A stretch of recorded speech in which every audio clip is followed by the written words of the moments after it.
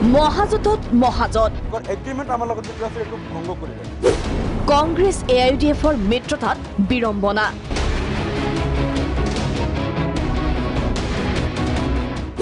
126টা সমষ্টিত কংগ্ৰেছৰ প্ৰাৰ্থিত্বৰ আবেদন কিয় কংগ্ৰেছৰ দখলী সমষ্টিত আজমলৰ জনসভা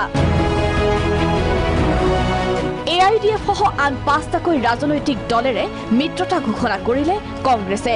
অৰ্থাৎ 126টা সমষ্টিৰ ভাগ বিতৰণ কৰিব 6 শিবিৰৰ মাজত এই পৰ্যন্ত হোৱা নাই সমষ্টি ভাগ বতৰুৱা কিন্তু তাৰ আগতে কংগ্ৰেছে ললে এক কাৰ্যসূচী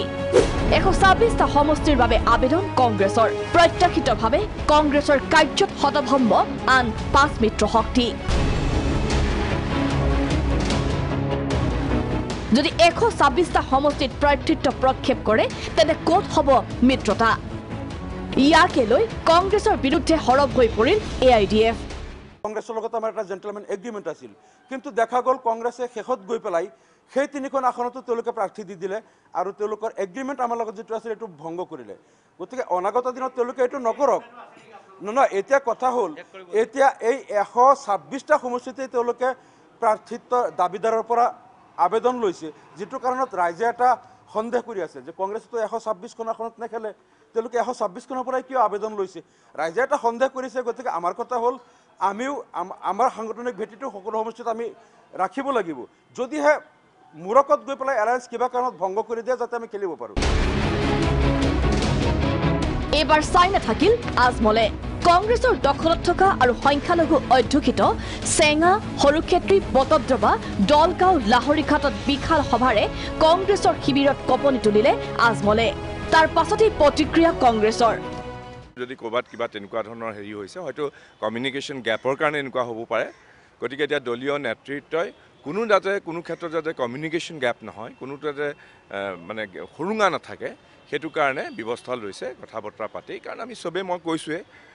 আমি মহাজোঁটৰ সকলোৱে প্ৰত্যেকেই সংযম আৰু দায়িত্বশীলতাৰে কাম কৰিব লাগিব তেওঁলোকৰ মাজত যদি কিবা ভুল বুজাবুজি আছে কিবা পক্ষত সেইটো দূৰ কৰাটো আমাৰ দায়িত্ব কিন্তু কিয় কংগ্ৰেছৰ দখলী সমষ্টিত শক্তি প্ৰদৰ্শন AIDFৰ ৰহস্য ৰাজহুৱা কৰিলে AIDF শিবিৰে বুজাবুজি এইটো আগত আমি কৈছোঁ যে আমি positive we are very much positive আমি সেক্ৰিফাইস কৰাৰ কাৰণে প্ৰস্তুত কিয়নো অসমৰ জনতাই বিচাৰিছে অসমৰ জনতাৰ ডেভেলপমেণ্টৰ স্বাৰ্থত অসম বিদেশী মুক্ত কৰাৰ স্বাৰ্থত গণতন্ত্ৰ ৰক্ষা কৰাৰ স্বাৰ্থত এবাৰ আমি AIDF দলে যিকোনো ধৰণৰ সেক্ৰিফাইস কৰাৰ কাৰণে প্ৰস্তুত সেক্ৰিফাইস কৰি বুজাবুজি এটা হ'ব লাগে বিজেপিক বিদায় দিব লাগে ইয়াৰ কাৰণে প্ৰস্তুত যিবিলাক সৰু সৰু কথা বাৰ্তা ওলাই আছে মই ভাবোঁ এইবিলাক সমাধান হ'ব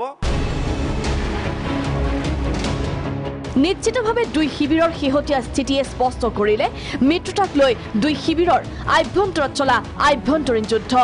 যদি সেয়াই হয় মহাজোঁটৰ মিত্ৰতা থাকিবনে নে দুই শিবিৰৰ আকুৰ্কু স্থিতিৰ সুযোগ ল'ব মিত্ৰ শক্তিয়ে সেয়া হ'ব অনাগত দিনত লক্ষণীয় ভিডিঅ' জাৰ্নেলিষ্ট ৰিজু ৰাজীৱৰ সহযোগত ৰমেন কলিতাৰ ৰিপৰ্ট প্ৰাগ নিউজ